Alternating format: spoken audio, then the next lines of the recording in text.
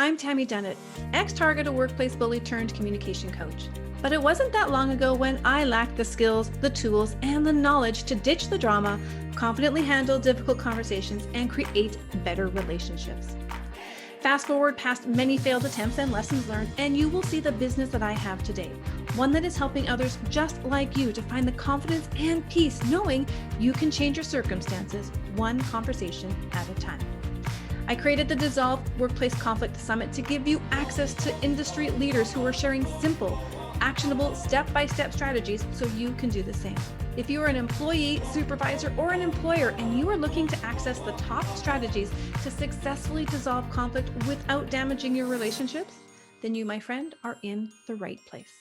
Today, I'm excited to introduce to you Christine Burych.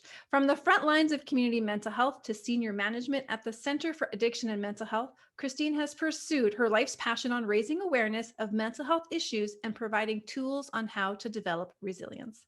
As the president of StarlingBrook Leadership Consulting, Christine infuses every leadership training with guidance and awareness of our mental health and the impact it has on how we show up as leaders. Awareness is great, she says, but action is better. Globally, Christine teaches leaders how to support mental health issues in the workplace to enhance compassion and productivity. She is an executive coach and certified resilience practitioner, and some of her clients have included Johnson & Johnson, Toyota, PepsiCo, Mars, Porter Airlines, Staples, and Wealth Simple. Today, we're going to be talking about leadership behaviors, intention versus impact. Welcome, Christine. Thanks so much, Tammy. I'm excited to be here today. I'm excited to have this conversation too, because I think there is such a big difference between intention and impact. And I would love for you to just maybe start out talking about that. Sure. This is actually one of my favorite topics when it comes to leadership insights. So, as human beings, we all have our motivational values. We have the things that drive us. It's our why. I know why I do the things I do. Unfortunately, you don't know why I'm doing what I'm doing. You don't see behind my mind to see like what's really behind those things. So, what you see is through your own lens, through your own experiences, the assumptions of what I'm doing. So I know the why, and you see the what, and somewhere in between there, there is miscommunication and a misperception. So my intention, I don't know, let's say I want to, let's use this one as a mental health perspective. So I have an employee who may be struggling. I see that their performance has declined. Something's going on for them. So I have a conversation to find out what it is. And this employee feels safe enough and courageous enough to disclose to me that, I don't know, say they're living with anxiety disorder and they let me know this. So when I hear this, I'm like, oh, how do I help Tammy? I really enjoy working with Tammy. Tammy's a high performer. She's going through something and I really want to help her. So I think what'll be helpful is if I roll back some of her workload, maybe I don't invite her to as many meetings in the morning because she has difficulty getting up and I don't want to add to that stress. So I'm going to do some of those things for her. So what's my intention? My intention as a good, compassionate, empathetic leader is to support Tammy. So I'm doing all these things with the quest that I am trying to help you. I'm trying to support you. I'm trying to create a healthier workspace for you. Oh, let's turn this over to Tammy. What's the impact of what I've just done to Tammy? I've taken work away from you and I'm not inviting you to meetings. How is that being perceived? Mm-hmm. Suddenly I'm being pushed to the fringe. Work's being taken away from me. Do you no longer want me as an employee? Oh my gosh, I shared and disclosed with you that I'm experiencing a mental health disorder. And now my greatest fears are coming true. I'm being stigmatized in the workplace and you're trying to get rid of me. My intention was to help. The impact is now the employee sees that they are almost on their way out the door. That is such a powerful example. And I think that plays out more often in the workplace than we know. Oh, absolutely. I have to say, when I was a leader, I experienced this probably on a regular basis between my team's assumptions and what I thought I was doing. I mean, some simple examples. I think one of my greatest leadership experiences was becoming a leader of a team of which I was the newbie. So I was part of the team, I was hired in the same level. And then within a year, I was promoted into a director role. And so here I am thinking, okay, so as the new leader, here I was your friend and colleague, and now I'm your leader. So I want to make sure that you know that I haven't changed, that I'm here for you. I understand your job because I did your job. I want to be as supportive as possible. And I remember I went on vacation. I went to Florida. I called my team every single day. Mm. Hey, how's it going? What's going on over there? Are you okay? Do you need any support? Like, how's that going? People were like, yeah, fine, fine, fine. We got this. I know. I was like, what's with everybody? Why are they so weird when I call? Like, it was almost like I was bothering them. I Mm. didn't understand it for the life of me. So I want to come to my intention was to create this, like, I'm one of you, I'm part of the team, I got your back. And what their impact was, I don't trust you to do your job. You don't know what you're doing. I've gone away for a week and I need to call you every day because Lord knows what you're doing over there. You're probably not even at work and you're incapable of doing your job without me hand holding you. Hmm. The word I, micromanager comes, right? I mean, I can see that. exactly. Now, my thing is, that's the last thing I ever want to be as a micromanager. I mean, I'm working with this crackerjack group of people who know exactly what they're doing. Why do I need to tell them how to? I was the newbie on the team. They were teaching me how to do the job. So suddenly now I'm in a leadership position. Why would I think I know what I'm doing? So it was really interesting that when I came back, I kind of got the cold shoulder from people. Mm. And I didn't know what was happening. It took me a year later before somebody would tell me, hey, you know that thing you did? And yeah, I never asked for feedback. I just was like, wow, this is a weird team. We obviously have a lot of trust issues here, and I'm really going to have to work on those trust issues. So I made a whole ton of assumptions about what the challenges were. And really, had I just gone on vacation and enjoyed myself, it would have saved me a year of distress. What's so interesting about what you just shared? Okay, so first of all, the example, excuse me, the example is amazing. I think a lot of people will be able to see themselves and reflect on where they are in that place and how they show up. But you went away and made assumptions of what it would be to be a good team leader and kind of implemented that action plan. They made assumptions about your intention. You came back and made more assumptions about their response. And it's like this big circle that just, it's like a windstorm that just gets bigger. I call it the dance of defend and attack. And we Okay. have it in conversations, we have it in the way we interact with each other, and it's where I see relationships really start to erode. So the attack is I do an action based on an assumption. It is perceived as an attack. And so what triggers that attack could again be somebody's values. It's we can unpack that a little bit more, but however they interpret it, it's an attack on them. They don't understand what's wrong with it necessarily, but there's a rub the wrong way. And so their response is to defend. Mhm. I feel that defense as an attack. And Mhm. I'm like subconsciously going, oh, we're going to play that game now. Okay. So clearly we have a relationship issue, and either one of us is going to mark some territory and fix this my way, or the other option is to like this is when we get that high level of emotional intelligence, which I will say it took me a very long time to figure Mhm. out. Now I teach it, but for myself it was like, oh, sometimes the mirror's not so pretty. Yeah. And so looking at that I was like, oh, I'm contributing to this because I'm running on an assumption of a story that actually is not even there. Mhm. And so it's a feeling that gets created.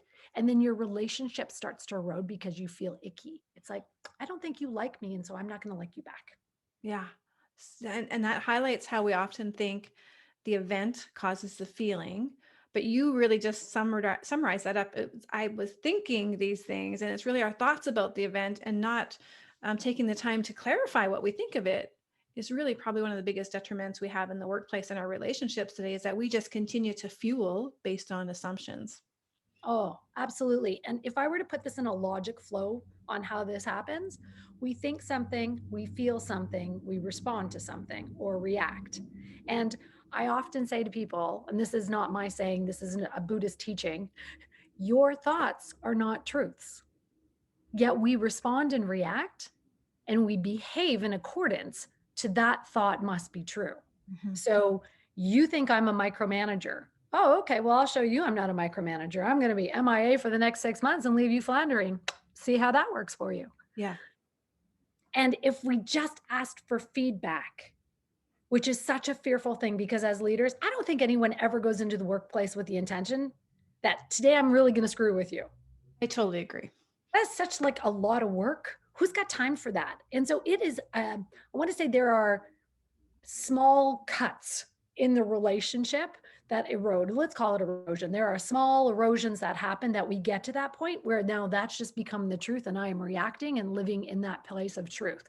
So Mhm. for me to ask for feedback on that, as a leader, I'd be like, why? There's nothing wrong with me. Mhm. There's clearly something wrong with you as the employee. And my job is to either fix you or get rid of you. It sounds callous, but that's kind of the options we go.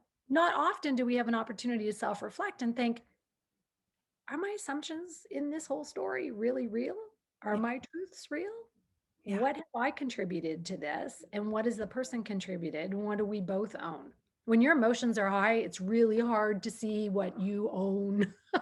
Absolutely. I Yeah. mean, we've all been there. We've all been there and experienced that emotional hijack, as we call it, and where we're not connected with our reality. We've kind of just made up a new reality. Yeah. Um, what you highlighted there for me was that organizational model of managing interpersonal problems. And so in my experience, and I say this a lot, is there was two models when I went through my building experience. There was the medical model. So, you often hear of people don't medicalize personal problems, but there comes a time when medical intervention is needed and it becomes a medical problem. So stress leave, medications, they recommend counseling kind of thing. And then the organizational model is you'd kind of highlighted, now it's my problem to teach you and fix you, and it's your problem. I need to make sure you're a good employee. And that's the organizational model. And both of those are far removed, in my opinion, from the interpersonal issue and where the resolution needs to be. What is your thoughts on that?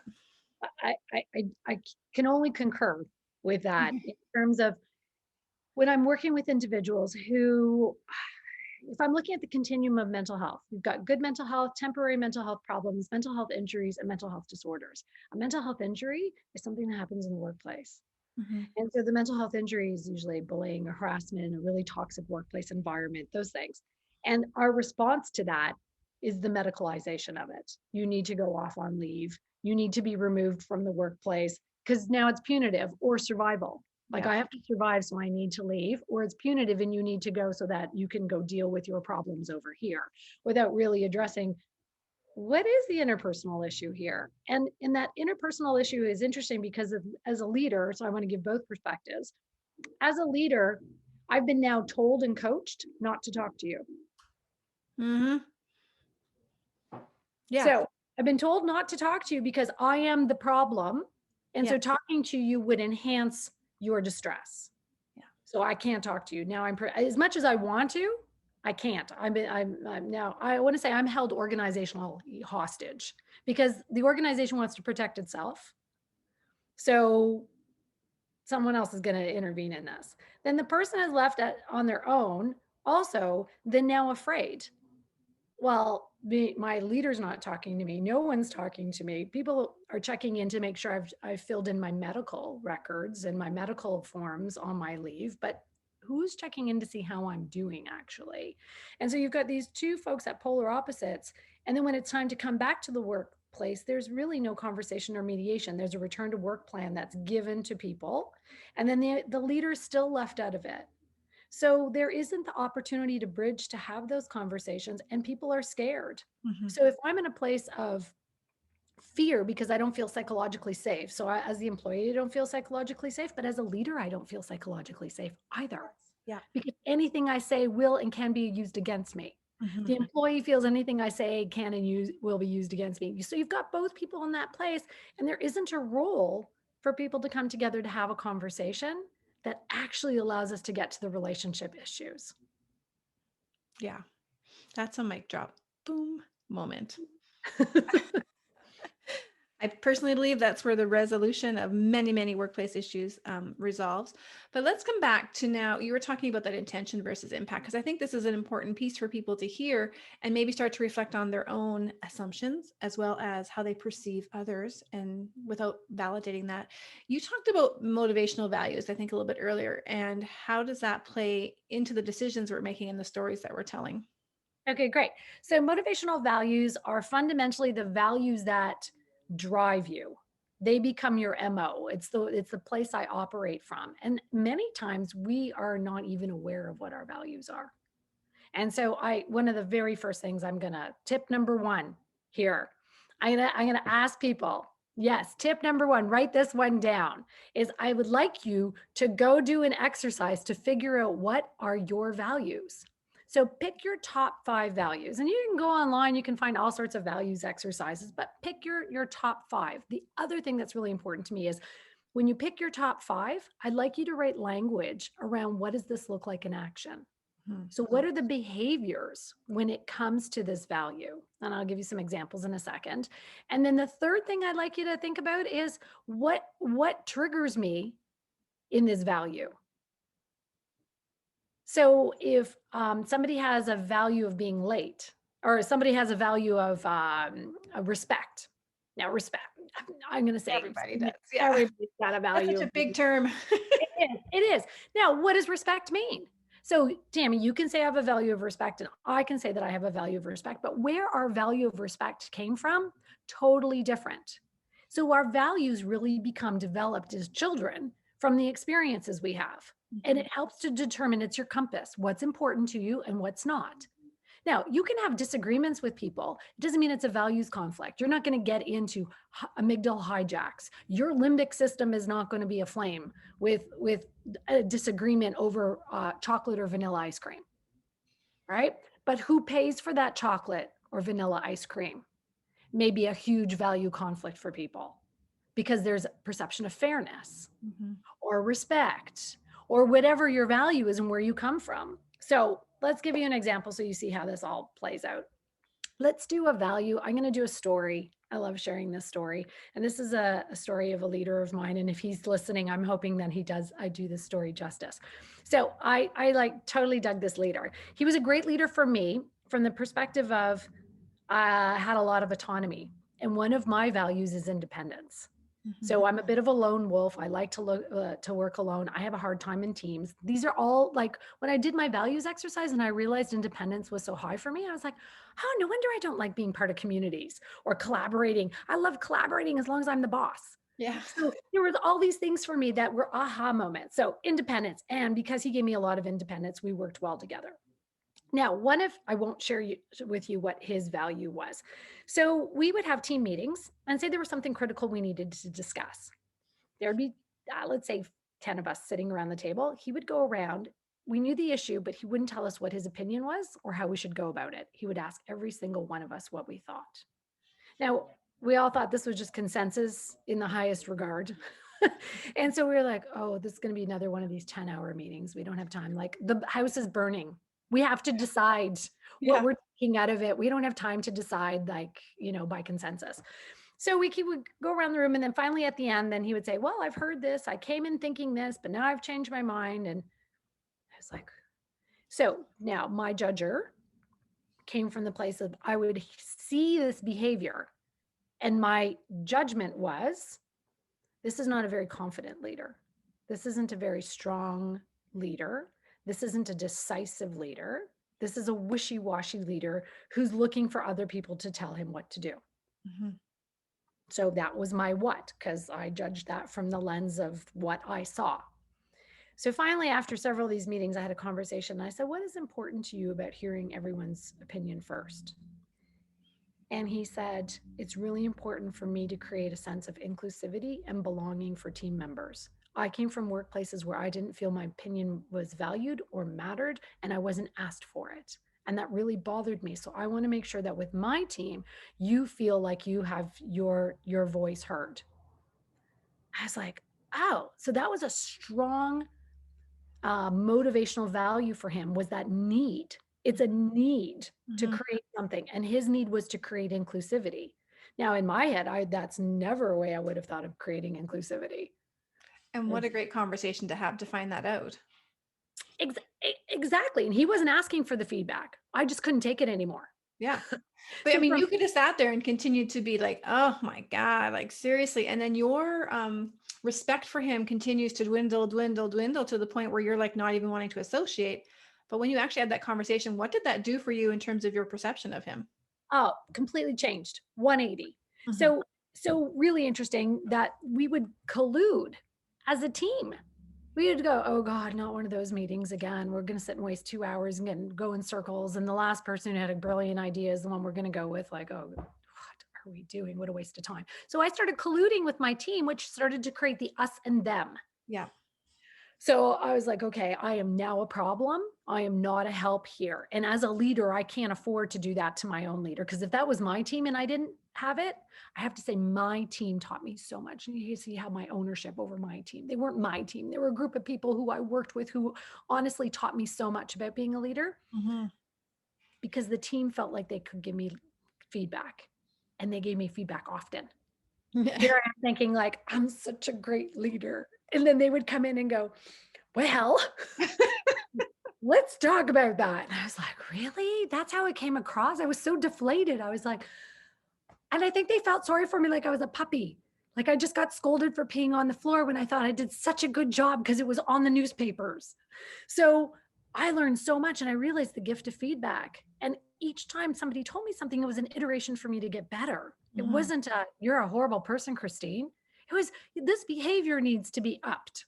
And I thought, I was like, oh, what a gift. So I needed to turn around and do the same thing for him. So when he told me what it was, never did I sit in one of those meetings afterwards going, this is a complete waste of my time. I can't believe I've got 1,600 emails to address and I am going in circles. So then what we talked about afterwards was, is there only one way to create inclusivity? If you really want inclusivity, what if we ask the team how they would like to have their voices heard?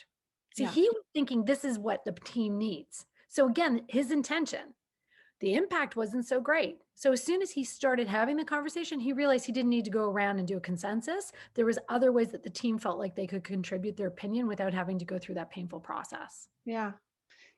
And so fascinating to hear how his value came from his loss or his lack, that became such a strong root for him in terms of this is how I felt like it wasn't shown to me and I felt like I was not appreciated. So I want to make sure you do. And it was like, yeah, I guess he just kind of went with what he thought was the right thing.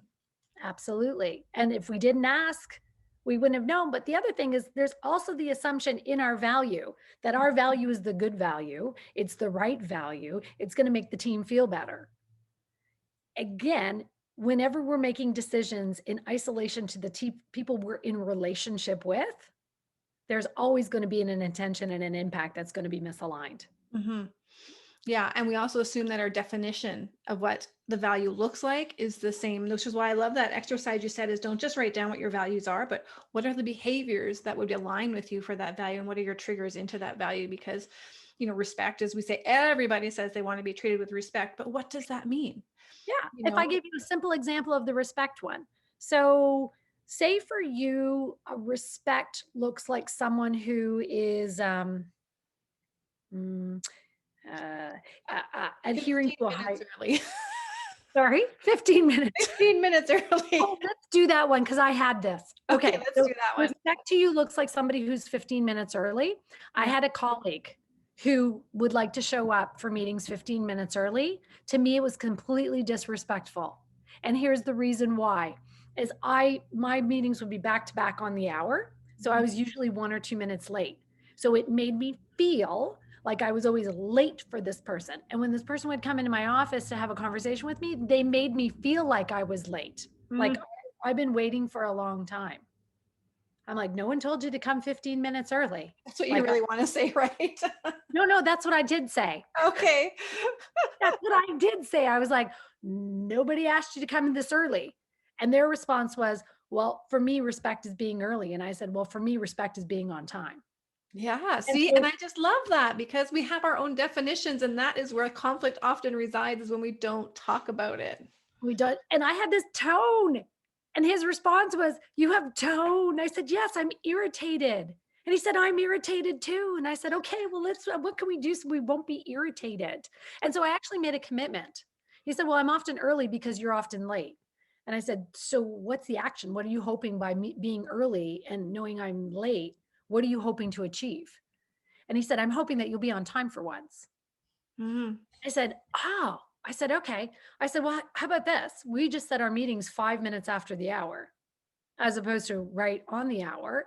And you can come however early you want, and I will commit to being ready on the hour. And this is what I'm going to commit to doing. I will commit to ending my meetings on the hour. And if it runs because the other person's not leaving, I still have built in a buffer of 5 minutes. So we actually had to talk about what was the action we were going to do to help live that commitment for each other.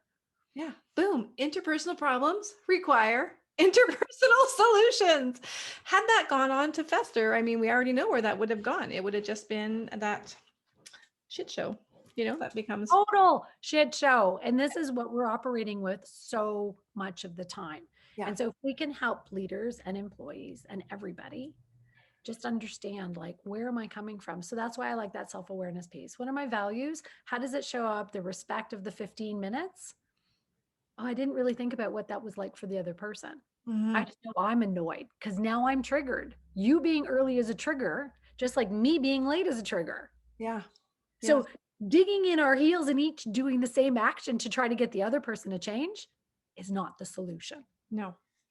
No. Yeah. So with that, how can we choose our stories? So you talk about stories to build trust. First talk about how our values are impacting our stories, and then how do we shift those stories to build trust amongst our team and ourselves? Okay. So that was tip number one, was to go look at your own values and what do you see based on those values? The second part is really looking at what are the triggers, because it's the triggers that get us into trouble, and it gets us into the defend attack dance. That is an ugly tango. There is nothing beautiful about that.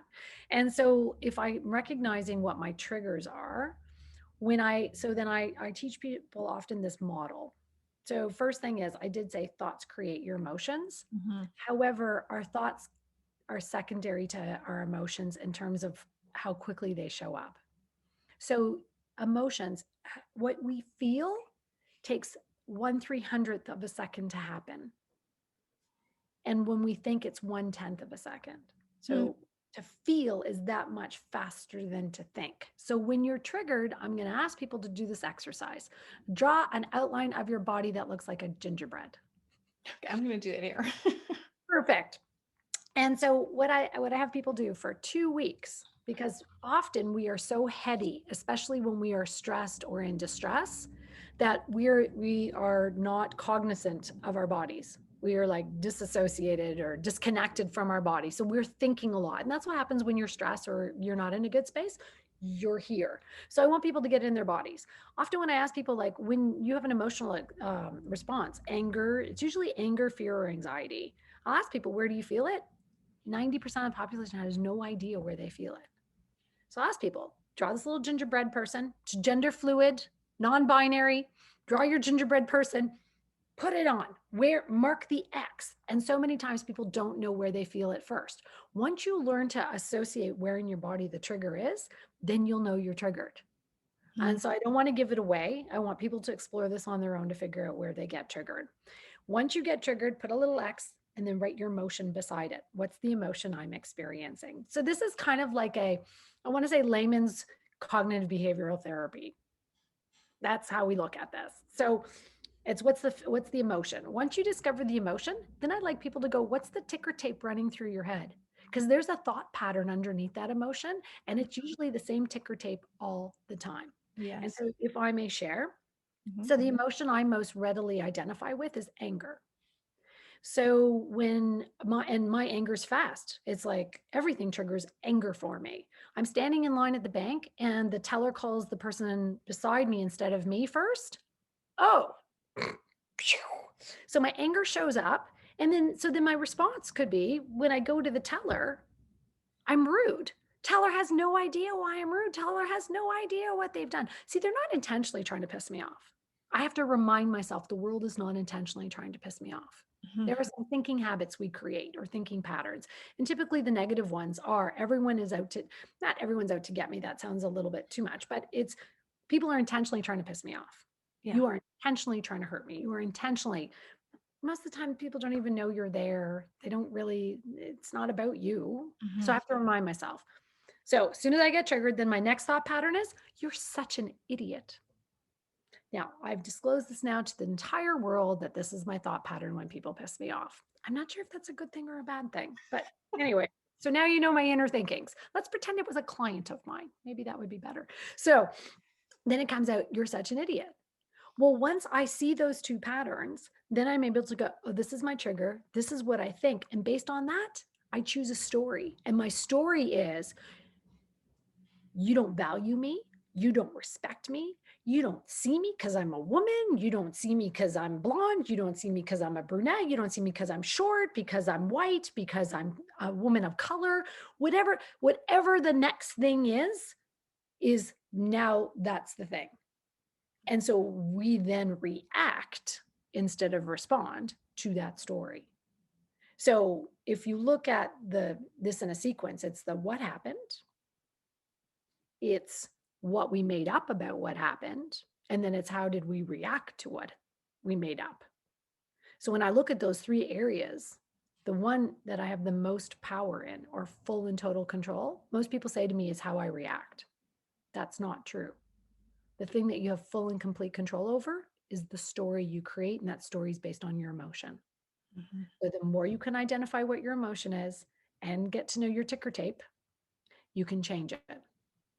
And then you can just ask yourself so I find that usually we're in an amygdala hijack when this happens. It's hard to think. So my next thing is once you feel it and you recognize where it is, breathe. Because typically we're holding our breath. And when you're holding your breath and your amygdala is hijacked and you're in your emotional part of your brain, you're not thinking logically. You can't. We're not programmed to. It's biological and neurological. So it's not our fault. I want to preface that. So to get out of the emotional thinking and into prefrontal cortex or executive thinking or logical thinking, ask yourself a question. It could be any question because the brain is hardwired to answer questions. So, like if I said to you right now, Tammy, what do 3 pink flamingos look like flying in your room? I dare your brain not to be visualizing 3 pink flamingos flying around in your room. Were you seeing I'm them? seeing 3 pink flamingos. I'm like, how are they flying in my room? It's so small. That's what I'm thinking. Yeah. Because we're hardwired for it. So Mhm. then ask yourself a question that's going to be helpful to get you out of it. And so usually I have 2 tucked into my pocket. What do I want in this situation? Or is this true? Mm, good questions. And so if I ask one of those 2 questions, I just have them on rinse, repeat, rinse, repeat. It doesn't matter the answer because that piece alone will pull me out of the emotional thinking into logical thinking, which will allow me then to ask better questions to move along in the dance, defend, attack, ugly thing. Yeah, that's so powerful. I love the one, is this true? Is Not it true? only are you asking the question, but you're challenging yourself to look for information that will either support or take away from your hypothesis, is what I often call them, because they are perceptions not validated yet. And so we tend to live in a lot of a hypothesis kind of world where we assume everything. Absolutely. And again, your truths are not reality. Mhm. They really aren't. And so we need to question our reality often. Is it true? And what do I need? What would Yeah. be helpful in this situation? What would serve me is another great question. What would serve me right now? Would it serve me to go and punch that bank teller out? Would that serve me? It might make me feel better for a moment, but would that serve me? Then you'll have 20 years to think about it when you're in jail for assault or something. And then I would have thought, gee, that didn't serve me well. No. But that's the difference between giving ourselves a pause to be able to respond or to react. Because we have choices, but often we feel our emotions are running the train. And we're like, well, I can't because I'm so emotional. It's running the train. I can't think. I don't have choice. We always have choice. It's just how do you find yourself and to find the places of choice that you have. But it requires a pause to be Mhm. able to read and think. And you can't make good decisions.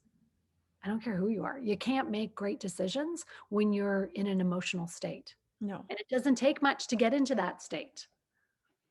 Yeah, for sure. I may have had an experience of that earlier today. See?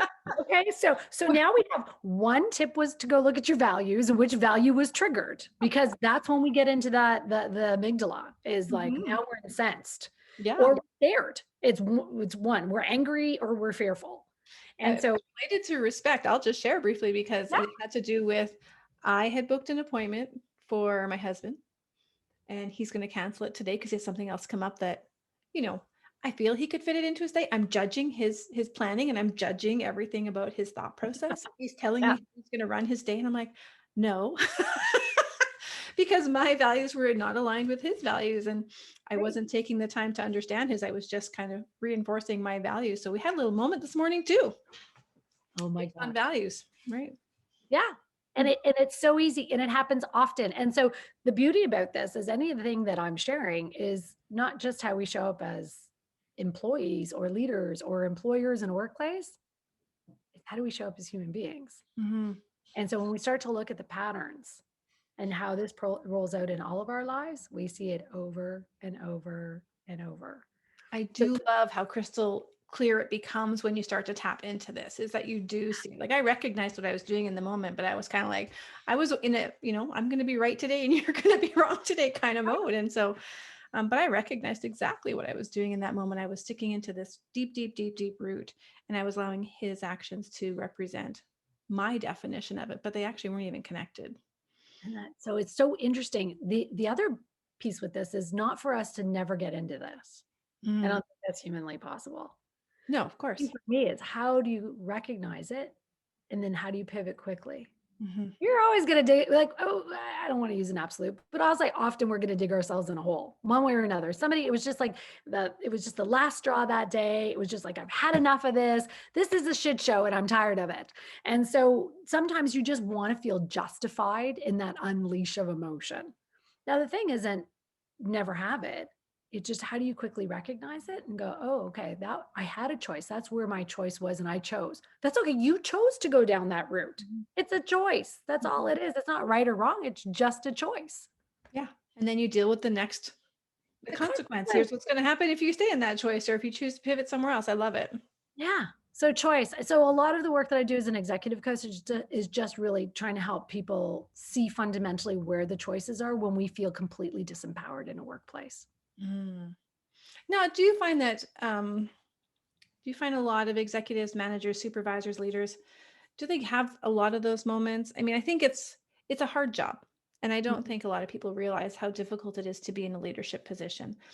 Um, and sometimes it feels lonely, and sometimes it feels you can't be authentic, and sometimes it feels you can't be vulnerable because people are looking at you. Do you find that maybe they struggle a bit more with that? I find that leaders struggle a lot with a lot of the issues around the relationships with teams and how they judge themselves as Hmm. leaders, and sometimes just finding a rationalization for behaviors that feel antithesis to their values, but they've been told they have to do it or feel like they have to do it. And so at time I see the values rub in a lot of places. I'll give one example. I was working with a large federal organization and we were doing some mental health training. And a leader asked me, I thought that this was so interesting. I said, as a people leader, your role is to create an environment of success for your people. Your eye needs to be on your people, not just on your agenda and the work and the things, your deliverables, but how are you helping your people? And he stood up and he said, why should I care about my people? Mm. And I remember in my head thinking, okay, don't bug my eyes out. Don't bug my eyes. I was like, what the hell is he? And there's 25 people in this room, and it's his colleagues and peers, and probably some other supervisors, like his supervisors. And I was like, has he lost it? What is he doing? So I had to okay, facilitator mode. And I said, okay, so I want to pause on that. I said, so how did that land for people? What did people hear? I don't know, let's pretend his name was John. What did people hear John say? Oh, those hands went up so fast. Listen, if you don't care about you people, you shouldn't be a people leader. You should be an individual contributor. Like you sound like, you don't have any empathy. This is a class to talk about mental health. Maybe you need to go get some help. Like I was amazed. Mind you, the things they were thinking were the things I was thinking too. Hmm. Hmm. And then I was like, wait, okay, what would give someone the courage, the chutzpah to say something like that in this kind of and I thought there's something behind this question, but I couldn't hear it because Startle. I was and the group was startled and I thought, okay, there's something here. So then as they started piling on, I was like, okay, wait a minute. I said, John, I'm going to make an assumption and I want to play a game and you let me know if I'm right or wrong with my assumption. I said, I get the sense that somewhere down the road that you were a very compassionate and caring, empathetic leader. And somehow that bit you in the ass and you got into trouble for it. And in fact, because you got not into trouble for it once, but multiple times, you decided now not to care about people to protect yourself because you couldn't save your people. And he said, that's exactly what happened. Wow. And then I said to the group, so now what? Hmm. So now how do you feel? And the group was like, oh. And I said, so how many of you have had your ass bitten by being a leader? And you've tried to go out and do on a limb, try to protect one of your team members, and it hurt you. And so now you're in survival. And you feel like it's either you or me. And if I got to stay in this lifeboat, I'm pitching you over. Those are hard, ugly decisions for people to make, an antithesis of many people's values. Mm-hmm. And so, yeah, do I see stress in leaders? Do I see the difficulty in making decisions? Yeah. And then we become hardened and jaded and cynical. And then we start to just think, I just need to do my job. Mm-hmm. Mm-hmm. Wow, that was quite an emotional reaction to that, listening to it. I don't know if you could see the tears that were welling in my eyes. I was like, whoa, that just hit and landed. But thank you. Thank you for that, because it was really emotional. And again, no matter how long I do this work, I also have this assumption that I'm going in that leaders are like, they get their shit together. And then when I hear something like that, it just reminded me how very vulnerable all of us are in the workplace. Yet as a leader, you can't walk around sharing those stories. You can't say to somebody, hey, Tammy, look, I'd really love to support you, but if I got to choose between you and me, it's not going to be you. Yeah. Like that would be a little too much transparency.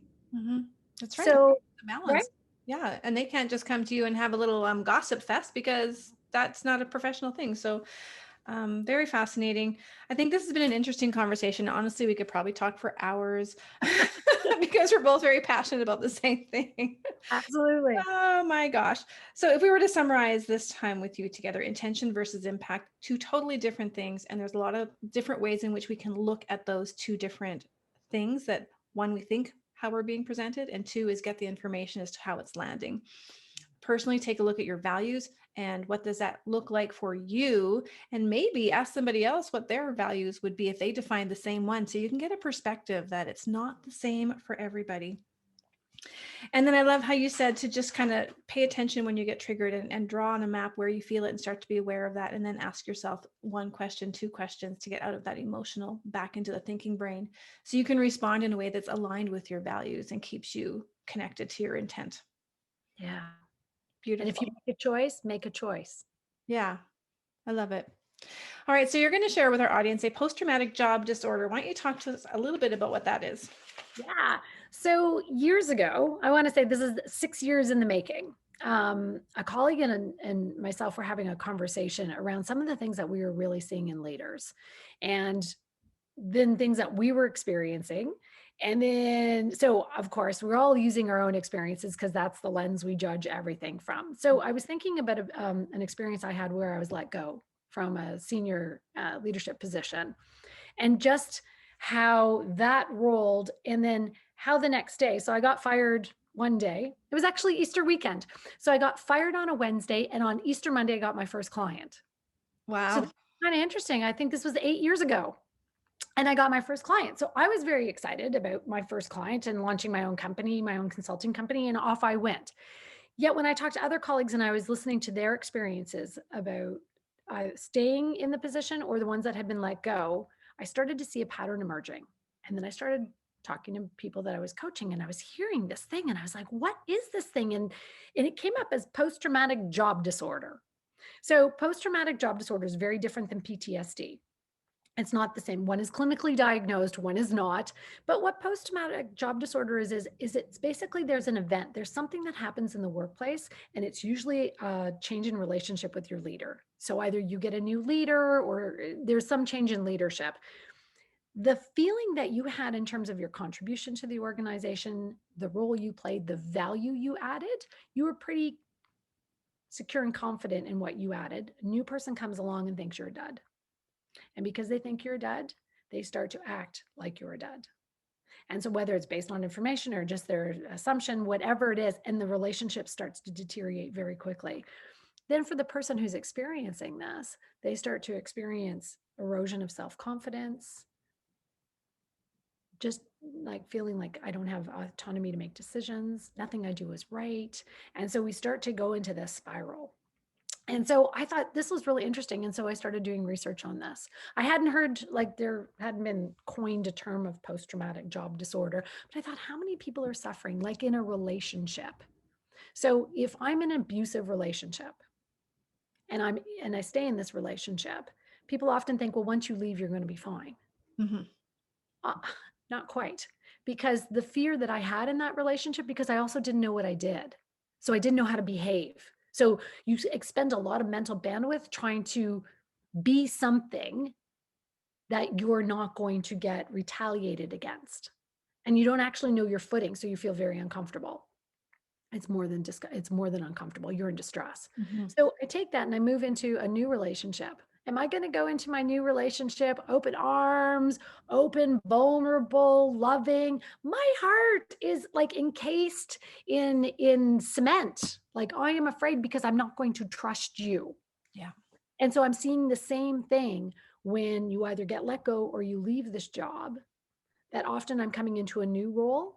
And so I present well in my interview, and then I get the job. And because I'm waiting for the shoe to fall, Mm. I may not be proactive. I may not be taking initiative. I spend a lot of time being hyper vigilant and checking out the environment. And then a couple of months into it, my leader's like, wow, I hired a dud. This person isn't self-assured. This person isn't really they're doing what I'm telling them. They're executing on work, but there's nothing, like, I don't see where they're adding value. So then suddenly now I'm repeating a pattern of something I heard. And so now this starts to get ingrained into the way I believe and think about myself. So I started doing research. I thought, this is interesting. So I interviewed over 50 people, and I will be sharing some of the results from that interview online. I do have, so there'll be a link for you to connect to, and you can download the cheat sheet, as I call it, Mhm. of post-traumatic job disorder. It'll give you the definition, it'll give you the findings. Really interesting. I mean, like, just a couple of things I'll share is that, the definition of post-traumatic job disorder is a severe reaction to a change in the workplace that causes you to feel like you've lost your sense of self, Wow. and everyday pieces of you are being chipped away. So you really do have that sense of loss. And I thought it was interesting, the length of time that people were in their workplace when this change happened, the average was 10 years. So it wasn't like I just came to this workplace. Like, I had a long time to establish credibility in relationships with people. Mm. And it only took a month between getting a new leader and starting to see the physical symptoms. I believe it. Ah, and then some people stayed 6 months to 2 years afterwards. But I looked at, like, did you quit? Did you get fired? Did you stay? Like, what did you do? 32% of people quit. Mhm. 44% of people were let go. 16% stayed in that same job. And then 8% moved within the company. Mm. Now, it's interesting, when they moved within the company, still no better than the people who stayed in the actual role. Yeah, I think that would make sense too, because there's still always, I mean, I guess it depends on how big the company is. There's Right. still always that ability to potentially see them or be around them or be in a meeting room with them or something. Like, they're never really far if you're in the same company. No, no. So then We I don't also know who's, looked at, yeah, I was gonna say, yeah. we don't know who's talking about you. Are they friends with my boss? Like, there's always that hesitation. Exactly, because now your credibility is on the line in some way, shape, or form. At least you might feel it is, Hmm. even if people haven't talked, and then we'll behave in accordance to the story that we believe that. Yeah. Yeah, so then I looked at people who were merely surviving, sort of what were the techniques that they used to get through things, and then those who were thriving when they came out the other end. So when I look at this, I thought about myself a lot in starting some of the conversations.